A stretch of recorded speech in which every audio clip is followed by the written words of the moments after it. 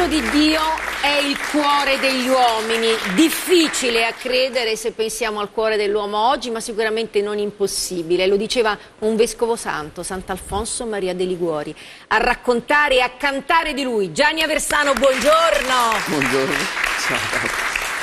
Sant'Alfonso Maria de Liguori, la Napoli del Settecento. In che situazione storica, in che contesto, Gianni, ci muoviamo? Dove vive questo sacerdote prima e poi vescovo santo? Allora, Sant'Alfonso vive nel quartiere Sanità, nasce a Marianella, poi parleremo di Marianella e di Avitabile. Ma vicino sì, Napoli, vicino diciamo per i non Napoli, napoletani. Scampia. Esattamente. Ecco. Scampia, bravo, l'identificazione. Nasce lì perché lì c'è la casa estiva di questa nobilissima famiglia e quindi è lì che nasce. Ma vive la sua infanzia e giovinezza, dove poi scopre quella che è la realtà napoletana, nel quartiere Sanità, a 100 metri poi da casa mia. Quindi, che è già un caso, questo è sì, importante. è già un caso. Tu dici famiglia agiata, lui era di famiglia agiatissima, nobile, soldi ne giravano, certo. Ma era anche un piccolo genio, Alfonso Maria de Liguori. Sant'Alfonso era un grande musicista e ha avuto come maestro Gaetano Greco, che è stato il maestro di Pergolesi e di tanti grandi altri musicisti del Settecento, no?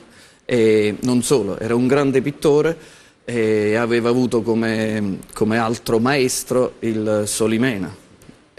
E poi era un grande giurista ed era stato valutato a 12 anni da Giambattista Vico. Cioè, rendetevi conto di che, ed è importantissima questa annotazione, prende la laurea a 17 anni. Sì, a 17 anni e diventa un principe del foro. Un principe del foro, vince tutte le cause fino a quando arriva quel momento in cui c'è tanto da domandarsi. Sì. Ce ne vogliamo per un momento, poiché Sant'Alfonso di Maria de Liguori forse per qualcuno non dice tanto, ma se lo ascoltiamo, Gianni, e se incominciamo un attimo a entrare nella sua arte, nella sua musica, probabilmente tu ci farai scoprire una verità bellissima.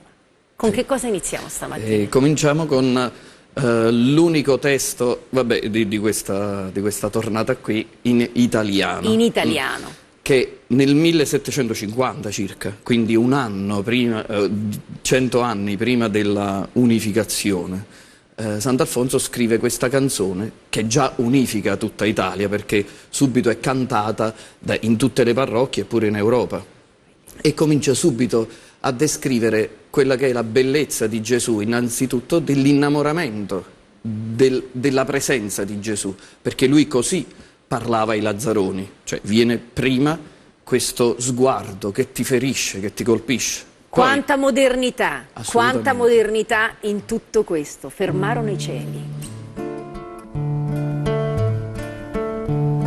Mio figlio, mio Dio, mio caro tesoro, tu dormi e io moro per tanta beltà.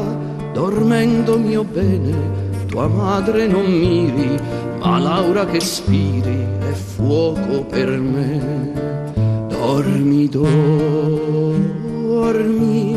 fai la ninna nanna Gesù. Dormi, dormi, fai la ninna nanna Gesù. Ho bei occhi serrati, voi pur mi ferite, or quando v'aprite di me che sarà. Le guance di rose mi rubano il cuore, oddio che si muore quest'alma per te. Dormi, dormi, fai la ninna nanna Gesù. Dormi, dormi, fai la ninna nanna Gesù. Testo in italiano, Sì. Perché come dici tu, Gianni, Sant'Alfonso Maria de Liguori è così invischiato nella vita della gente che diventa uno di loro e proverà a raccontare il Vangelo, a raccontarsi con il Vangelo proprio utilizzando anche il napoletano. Sì, lui scopre che la missione da fare è a Napoli e soprattutto in provincia, voleva partire per la Cina, ma si accorge che questi lazzaroni, questa plebaglia che non era considerata nemmeno dalla Chiesa ufficiale, quasi c'era un clima di giansenismo, cioè dei perfetti e poi di quelli quasi dannati. Allora lui si accorge che proprio bisogna ripartire da capo, e così coi barbieri, i cocchieri, i salumieri si riunisce in queste cappelle serotine e con loro canta, prega, si discute. Il Vangelo lo riesce a diffondere al punto tale che anche poi la Chiesa, tra virgolette, più tradizionale si accorge di lui e ha avviato una carriera ecclesiastica che lo porterà come sede vescovile Sant'Agata dei Goti, ma anche a Pagani. Gianni, Alfonso vedeva la fame più nera, quella dei lazzaroni, quelli dagli scarti, come direbbe oggi Papa Francesco, eppure lui regalava musica e regalava bellezza, ma non sembra una contraddizione? No, perché l'uomo lo conquisti con la bellezza. Dostoevskij diceva si può vivere senza pane ma non senza la bellezza, che è lo scopo. Cioè quello che ti fa sciogliere non è innanzitutto la carità, ma è proprio la proposta di uno scopo per cui vivere. Perché se non si è contenti, ma quasi pure di mangiare ti importa poco, mentre invece uno vive perché possa essere lieto, e la musica immediatamente è quella che conquista. E lui, tanto istruito dai migliori precettori del momento, riesce a scendere, se volete, a livello del popolo e a musicare e a cantare, a scrivere direttamente in napoletano, per farsi capire prima di tutti gli altri. Noi lo conosciamo perché è l'autore di Tu scendi dalle stelle, ma adesso canto questa versione napoletana, dove lui descrive non tanto l'episodio evangelico, sì, è quello della nascita, e poi immagina tutta questa festa, questo popolo intorno, e c'ha dei passaggi bellissimi quando dice che il paradiso è mirare quel viso, no, provare erano morsi paradiso guardando il viso. Faccelo assaggiare questo poi paradiso. Pure la sua clemenza verso i peccatori alla fine.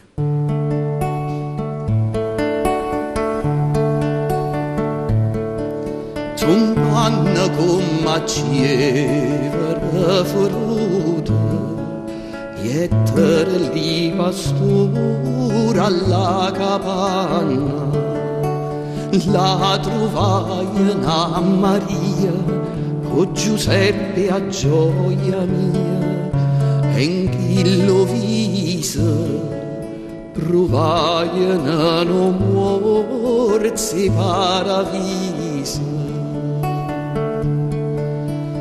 A un paese casa che ha mancato, sciurettere all'ipigni ascetta l'uva.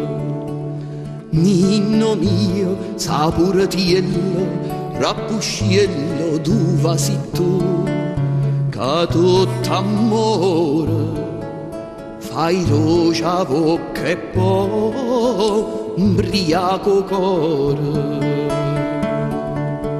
Nannillo mio tu sii solo d'amore, fai luce e scarfa puro peccatore.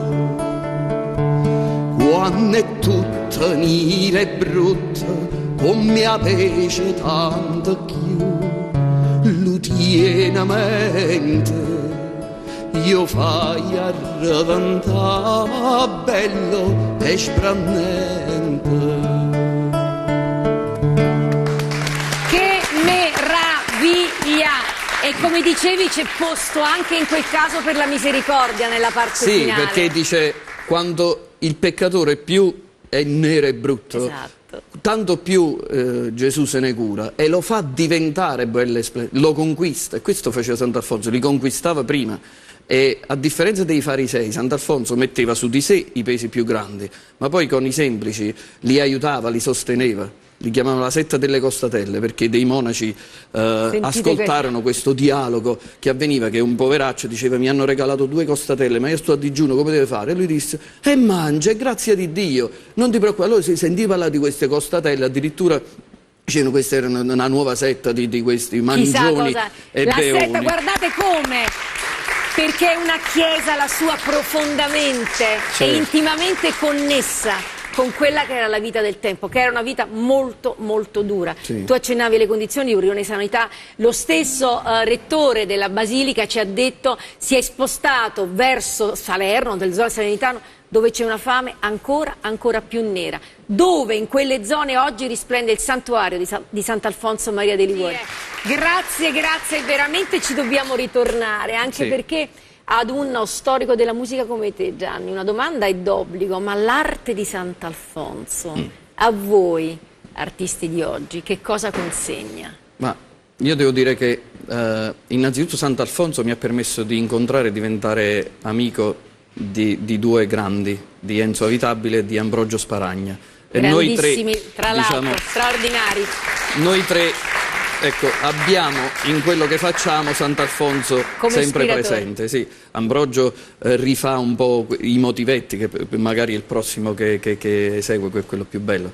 E invece Avitabile lo porta nel cemento, lì a Marianella, che con i suoi amici pure sono un punto proprio di luce, cioè il nome di Sant'Alfonso in quelle zone veramente a disagio. Vi costringe, tra virgolette, anche a farvi capire da tutti, Gianni, perché forse questa è la lezione ma che questo consegna, pure diceva Sant'Alfonso, che l'ultimo proprio, diciamo, lo scemo del villaggio deve capire quello che uno dice, perché tutti devono sapere che il messaggio cristiano è semplice, cioè è l'amore per Gesù che ti ama, cioè cedere a questa carezza. Con che cosa ce lo racconti adesso? Con questa parte intermedia di Quando nascette Nin, che Ambrogio ha musicato in modo diverso ed è bellissimo, perché c'è la Madonna che culla il bambino e dice vorrei diventare sonno per darti pace, cioè uno si affanna, no? Un po' come Marta, eppure mentre ti accorgi che mentre stai lì perché vuoi pregarlo, vuoi servirlo, la pace è tutta per te.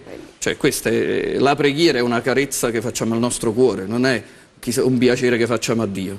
Gianni Aversano.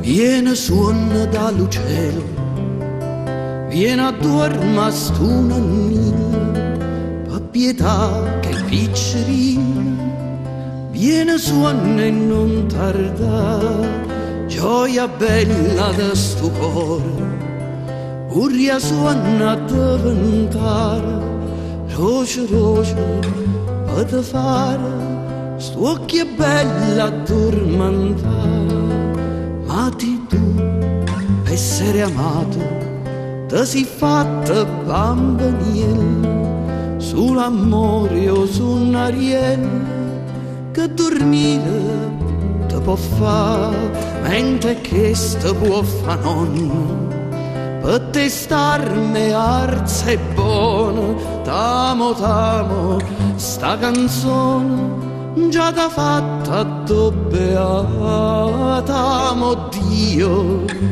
bene mio, t'amo gioia,